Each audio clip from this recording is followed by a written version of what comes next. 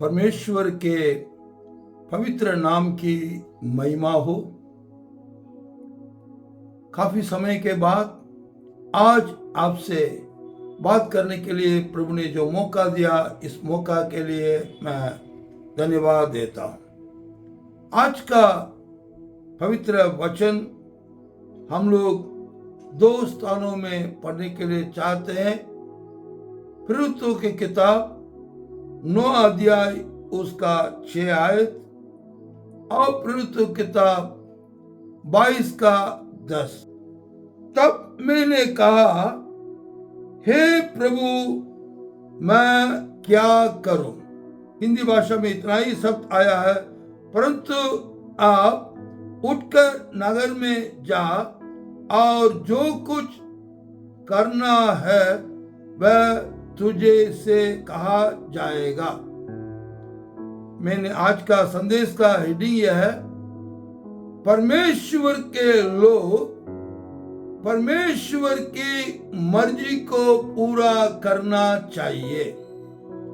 प्रभु की मर्जी को पूरा करना हमारे लिए आशीष का बात है। हे प्रभु मैं क्या करूं। परमेश्वर इस संदेश में हमसे बात करने के लिए चाहता है। आप लोग इस वचन को प्रभु आपको समझाने के लिए चाहता है। बड़ी ध्यान से इस वचन को सुनिए। प्रार्थना पूर्व इस वचन को सुनने के लिए मैं आपसे विनती करता हूं। हम जानते हैं शाऊल जो पौल हो चुका है, अभी शाऊल से यीशु मसीह मुलाकात कर रहा है। शाऊल परमेश्वर के मर्जी के खिलाफ में काफी कार्य को कर रहा है। जगह जगह जाकर प्रभु के लोगों को दुख दे रहा है, प्रभु के लोगों को सताया जा रहा है।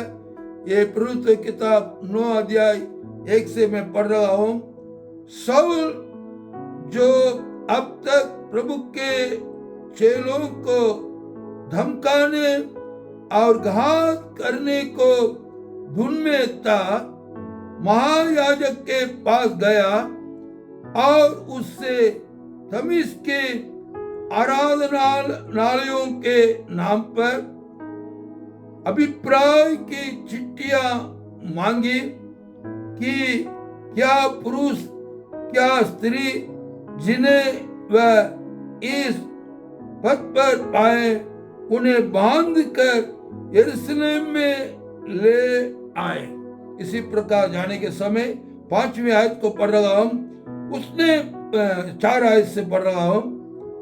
और वह भूमि पर गिर पड़ा और ये शब्द सुना, हे शाऊल तू मुझे क्यों सताता है।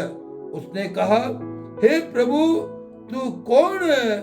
उसने कहा, मैं यीशु हूं जिसे तू सताता है। उसके बाद हिंदी में इस प्रकार लिखा है, परंतु अब उठकर नगर में जा और जो तुझे करना है वह तुझसे कहा जाएगा।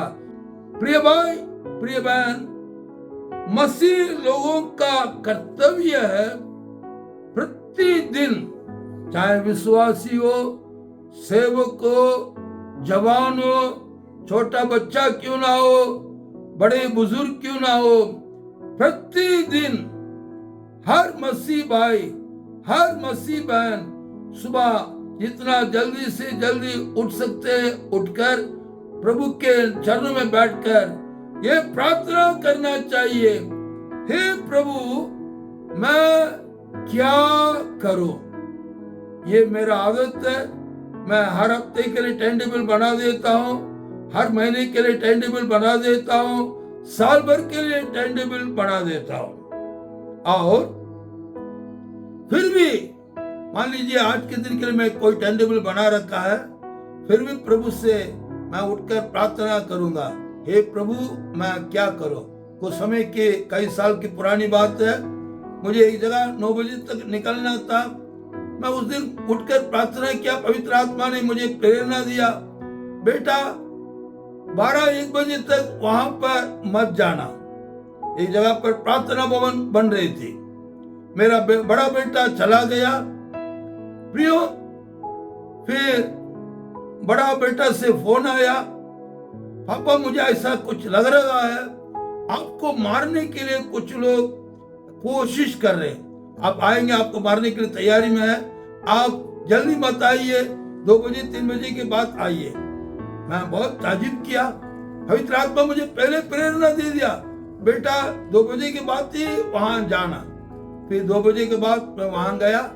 मेरा बेटा बोलने लगा, वो अभी तक आधे घंटे पहले भी वो आकर पूछे थे, आपके पापा नहीं आए, पूछे थे, फिर वापस चले गए। प्रियो, चाहे विश्वासी हो, सेवक हो, ये आपका कर्तव्य है प्रतिदिन प्रभु के चरणों में बैठकर, प्रभु मैं क्या करूं, परमेश्वर मैं क्या करूं, ऐसा आप प्रार्थना करेंगे, परमेश्वर आपको गाइडलाइन देगा।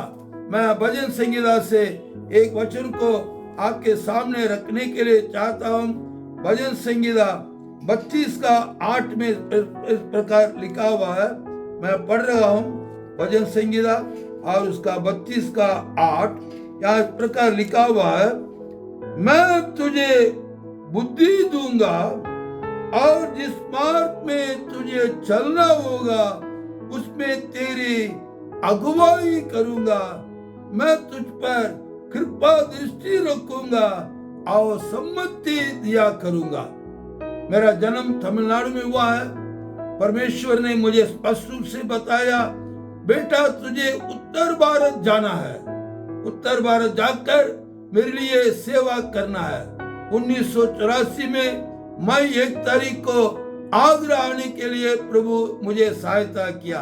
फिर आगरा में मैं रहता था।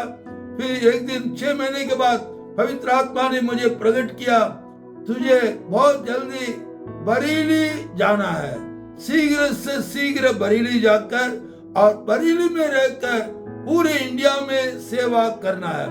प्रियो, इस बात को मानकर 1986 में 86 में मैं बरेली आया।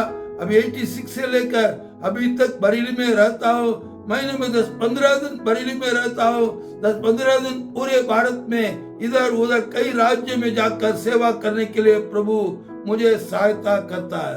शुरुआत में मैं बरेली में सेवा करने के समय 15 दिन सेवा करने के बाद भी मुझे 5 रुपया प्राप्त नहीं हो पाता था।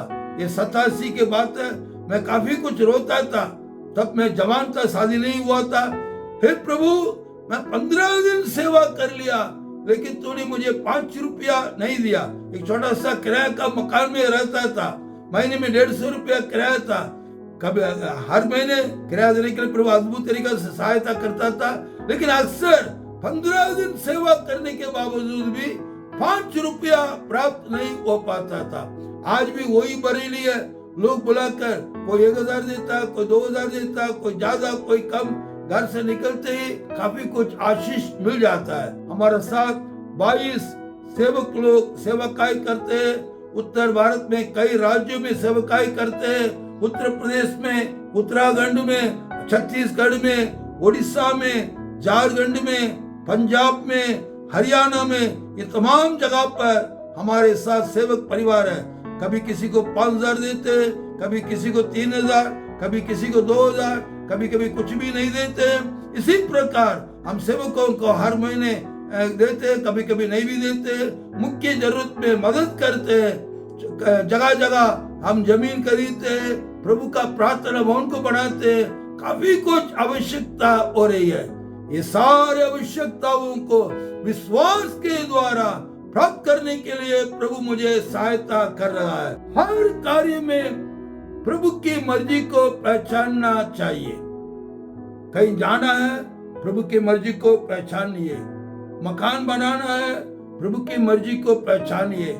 चर्च बनाना है, प्रभु की मर्जी को पहचानिए। शादी का कार्य है, प्रभु की मर्जी को पहचानिए। कोई नया काम शुरू करना है, प्रभु की मर्जी को पहचानिए।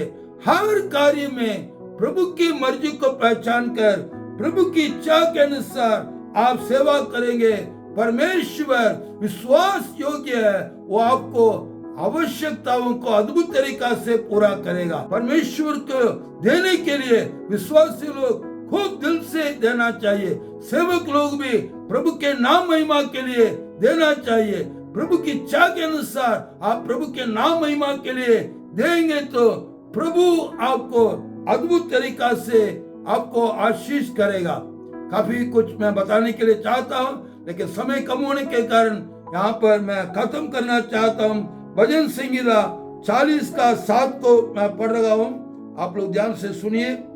भजन संहिता 40 का 7 लिखा है, तब मैंने कहा देख मैं आया हूँ, क्योंकि पुस्तक में मेरे विषय ऐसा ही लिखा हुआ है।